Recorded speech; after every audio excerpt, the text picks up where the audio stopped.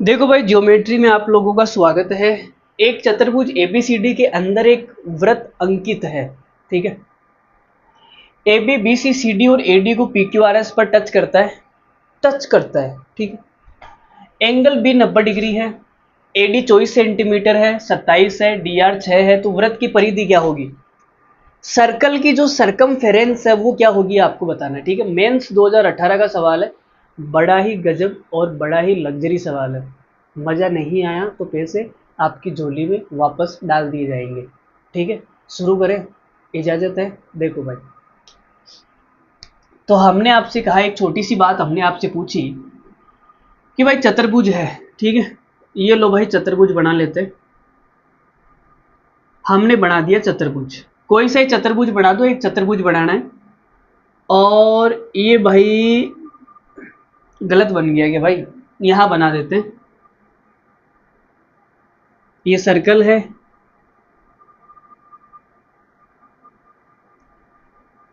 और ये angle B 90 degree है। ठीक है, एंगल बी 90 डिग्री हो गया।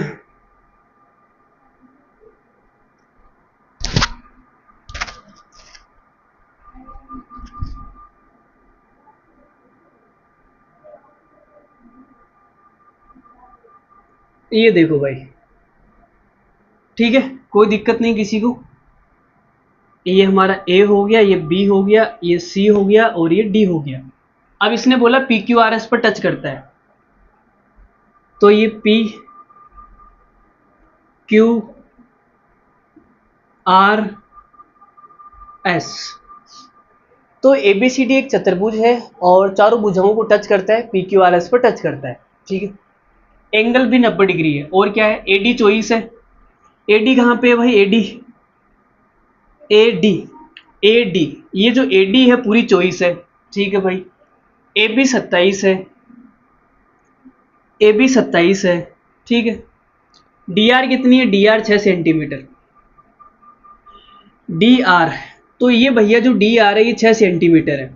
अगर ये 6 सेंटीमीटर है तो ये डी एस भी 6 सेंटीमीटर होगी, क्योंकि बाह्य बिंदु से खींची गई स्पर्श रेखाओं की लंबाइयाँ बराबर होती हैं। तो ये वाली 6 है तो ये वाली भी 6 होगी।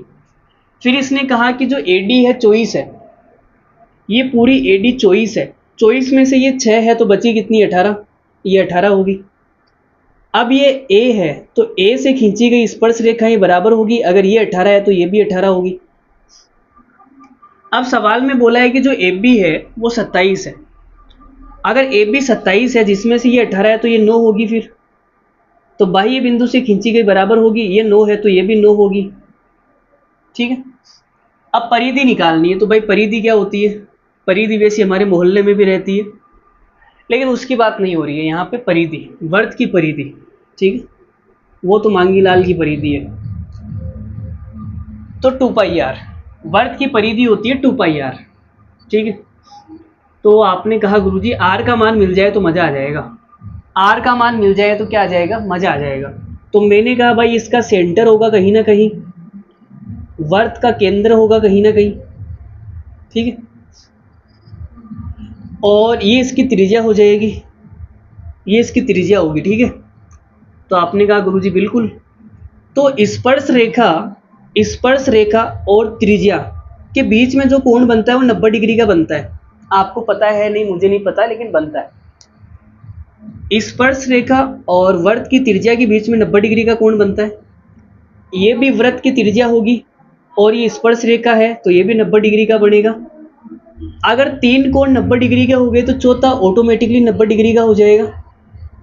बोलो, तो किसी चीज के चारों कोण 90 डिग्री के हैं।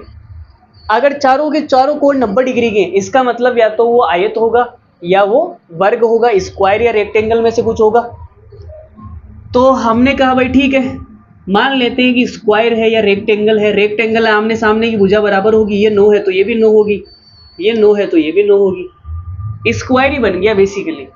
क्या बन गया? स्क्वायर बन गया। ठीक है, तो रेडियस कितनी आ गई? रेडियस 9 आ गई भाई। त्रिज्या कितनी आ गई? 9। तो आंसर कितना आ जाएगा? 18 पाई। आंसर 18 पाई बी। बोलो कैसा लगा, कमेंट करके बताओ। अच्छा लगा हो तो कमेंट करके बता देना, नहीं तो मिलते हैं अगली वीडियो में। तब तक के लिए बाय बाय, धन्यवाद, थैंक यू वेरी मच।